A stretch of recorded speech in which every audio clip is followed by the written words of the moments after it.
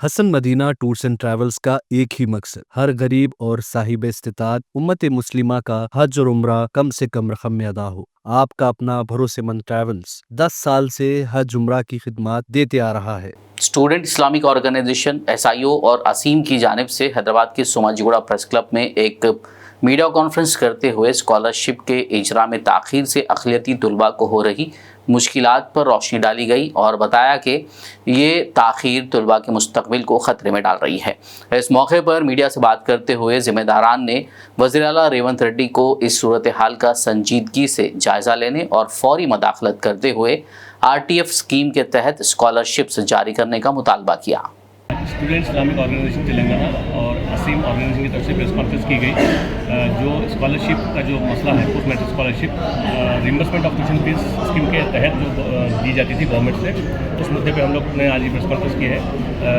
कई स्टूडेंट्स हैं हज़ारों में जिनको स्कॉलरशिप रिलीज़ नहीं की जा रही है वक्त पर। पिछले 2 साल से 3 साल से इनके स्कॉलरशिप पेंडिंग है, गवर्नमेंट ने रिलीज़ नहीं किया, जिसकी वजह से कई बच्चे ऐसे हैं जो हायर एजुकेशन परसू करना चाह रहे हैं, लेकिन वो एजुकेशन सर्टिफिकेट कॉलेज की तरफ से रिलीज़ नहीं करने की वजह से मसाइल में है।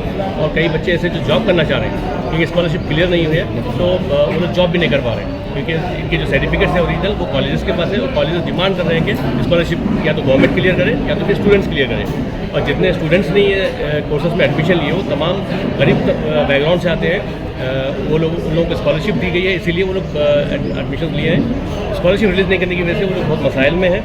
हमने हुकूमत से नुमाइंदगी की थी चीफ मिनिस्टर साहब से, माइनॉरिटीज़ के डिपार्टमेंट से, कि इस मसले को हल किया जाए। कोई सुनवाई नहीं हुई।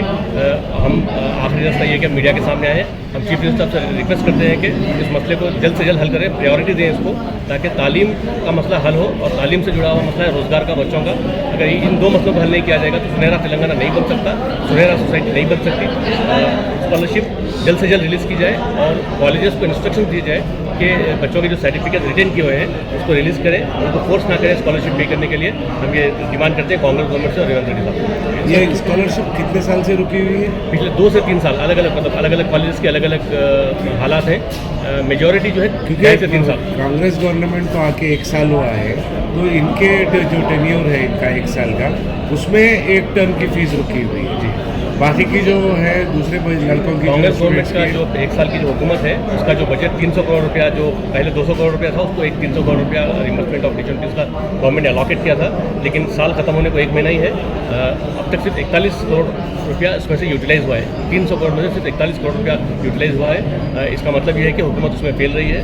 और ये 41 करोड़ रुपया भी जो रिलीज़ हुआ है वो पिछले जो असेंबली सेशन में पॉलिटिकल पार्टीज़ ने इस मसले को उठाया था, उसके बाद ये रिलीज़ हुआ है। और हम अब डिमांड करते हैं कि जल्द से जल्द जो रिमेनिंग अमाउंट है उसको रिलीज़ करें और बच्चों को इस मसले से बाहर निकालें।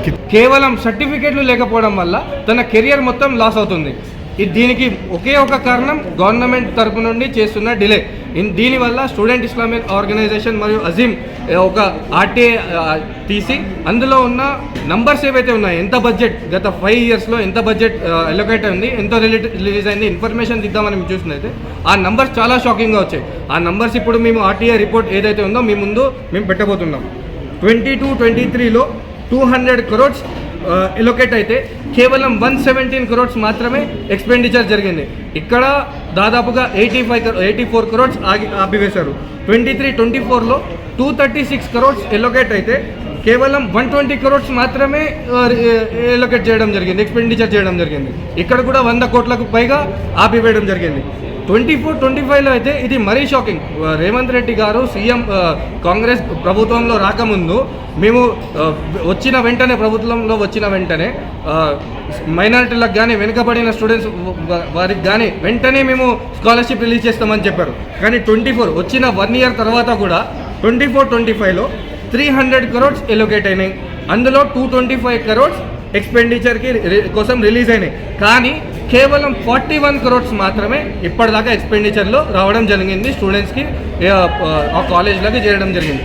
దాదాపుగా 190 కోట్ల పైగా మనీ మాత్రం అలాగే బడ్జెట్ మొత్తం ఆగిపోయి ఉంది. Hasan Madina tours and travels का एक ही मकसद हर गरीब और साहिब इस्तिताअत उम्मत मुस्लिमा का हज और उम्रा कम से कम रकम में अदा हो। आपका अपना भरोसेमंद ट्रैवल्स 10 साल से हज उम्रा की खिदमत देते आ रहा है। हर महीना 10 ग्रुप की रवानगी, भरोसा आपका, खिदमत हमारी। दीदार करें काबा और मदीने का। Makkah hotel 200 metres, Madinah hotel 50 metres, बेहतरीन एयर कंडीशन अकोमोडेशन के साथ, 3 time Hyderabadi hygienic food, luxury AC bus transport, बेहतरीन मौल्लिम के निगरानी में 2 बार उम्रा की अदायगी, आलिम दीन के जरिए मक्का और मदीना की जियारतें, लॉन्ड्री सर्विस, जमजम एहराम फ्री, रियाजुल जन्ना की नमाज का appointment, shoulder bag hand bag free, direct flight, Hyderabad से हैदराबाद तक बुजुर्ग हजरात के लिए पर्सनल खिदमत गुजार की सहूलत भी रहेगी। इमाम और हाफिज कुरान आलिम दीन के लिए खुसूसी डिस्काउंट। अगर आप 3 महीने पहले बुकिंग करते हैं तो आपके लिए 7% का डिस्काउंट रहेगा। इसके अलावा यूके,